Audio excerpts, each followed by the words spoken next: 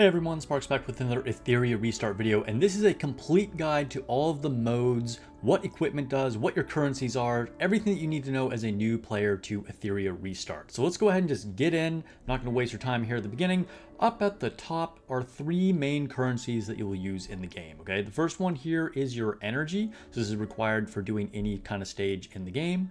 The second one over here are your hydrocrystals. This can be used to either refresh your energy, which you'll want to be doing quite a bit, as well as for pulls and exchanging some things in the shop. The third currency over here, your universal currency, this is going to be what you use for leveling up equipment.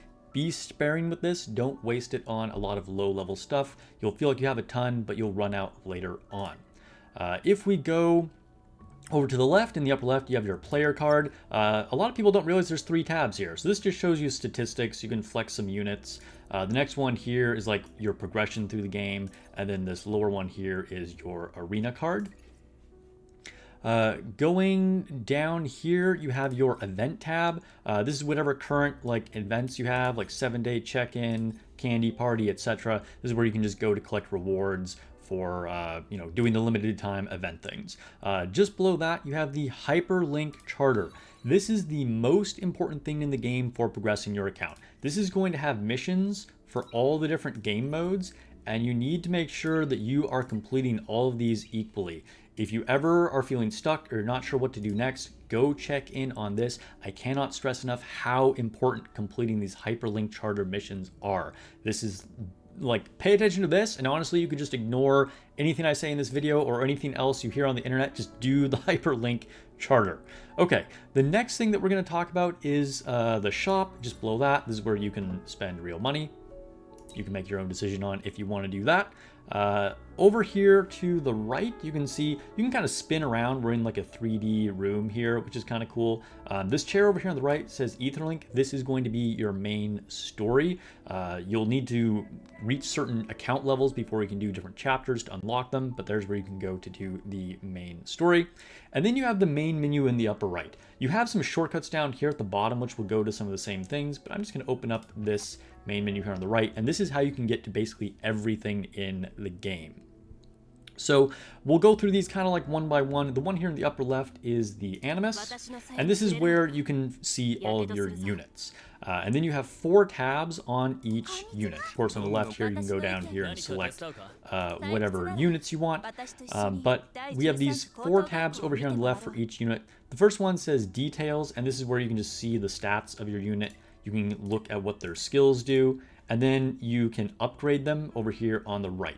Now, my unit here has currently reached a level cap, so I would need to upgrade its stars with these imprints. This is how you increase your level cap. These are very valuable items, by the way, and you can craft lower rarities into the higher rarity ones. So a lot of people don't realize that you can do that. If I go up here to another unit, I can simply upgrade by adding experience to them, and it would increase her level. Just below the Details tab, you have Modules. This is going to be your main equipment tab. So you have 4 different types of equipment. On the right-hand side, you can have 3 that are the same. And then on the left, you have 3 unique ones. Again, this is kind of your basic equipment. If I click on one here, we can see all the substats of it. And I am going to make a detailed equipment guide very soon. So if you want more details about this, make sure you subscribe to the channel so you don't miss that. There's a lot of nuances and things going on here. But just below the modules, then you have Prowess. This is where you can level up your unit's skills, as well as where you can add duplicates of the unit to increase base stats. The 4th tab down here is your shell, and this is a very powerful piece of equipment. You can think of it kind of like a weapon like you might have in other games. And of course, these can each be leveled up, and they're all going to have their own unique effects as well. All right, so let's go back to our main menu here. The next thing we'll talk about is summoning. This is where you can summon for new units. Kind of self-explanatory. You do have a lot of banners here. The quick tip I will give you is that just keep pulling on the permanent summon banner.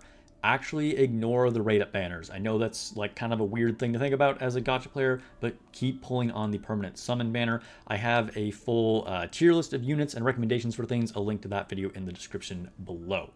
All right, let's go back out to our main menu. What do I want to get to next? Oh, challenge. Okay, so challenge. This is going to be basically where you do all of your farming and all of your like main modes in the game. You're gonna spend most of your time doing something here in challenge.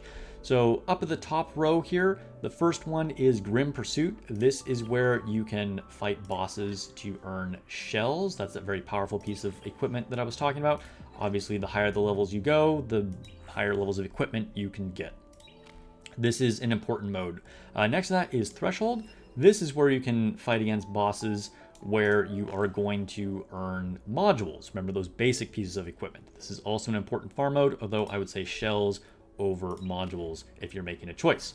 Next to that is going to be your investigation. This is where you can farm for EXP to level up your units. Now, just by completing stages, you will naturally increase their level to gain XP, but this, you can boost the levels a lot faster if you farm these items in investigation. Next to that is going to be your GP outpost. This is where you can farm skill leveling materials for each of the 5 elements for units. So if I wanted to level up Leanne, which is a free SSR that everybody has, and she's the red element, which is called Reason, I would go to here, and then I can farm this and get more of these skill up materials.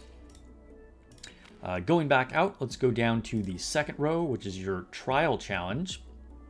And the trial challenge is going to be kind of a unique thing that you won't go into super frequently. The asynchronous echoes is going to be like one-time challenges where you can earn rewards.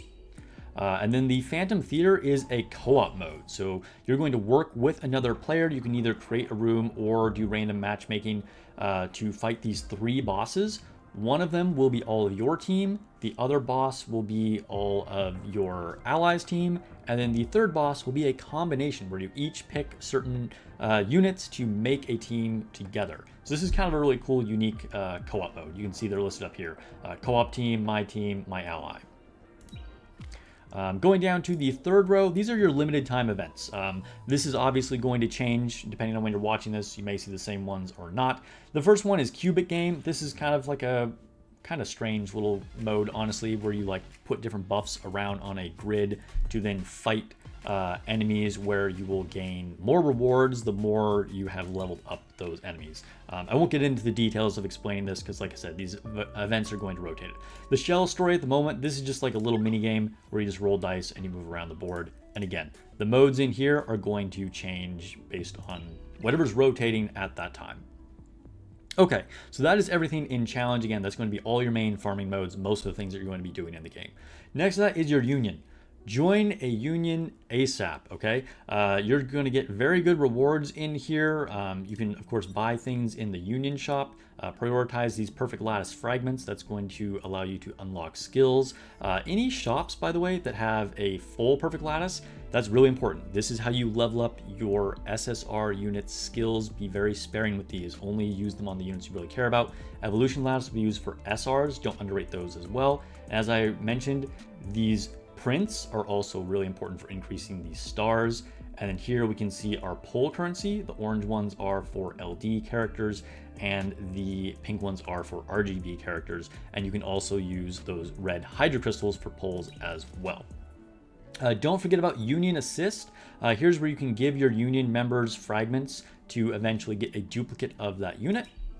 And also, if you go into the raid boss that you're going to fight as a union, don't forget to set up your support configuration. So here you can select units where your allies can choose units to help them in the fight against the raid boss. So that's something that I think a lot of people miss down here. Again, in the boss, support configuration.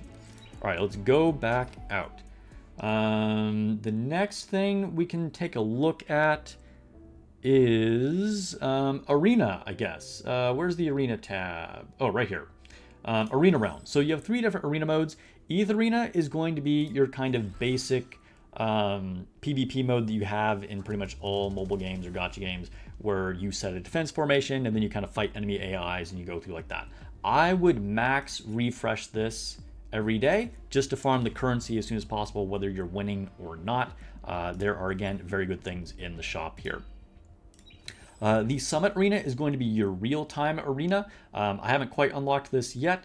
I'm about to, though, and this is going to be possibly the most fun mode in the game. Again, real-time arena where you guys will draft units. You can't pick the same unit. You can each get to ban a unit, and this is very strategic. This is very, very cool.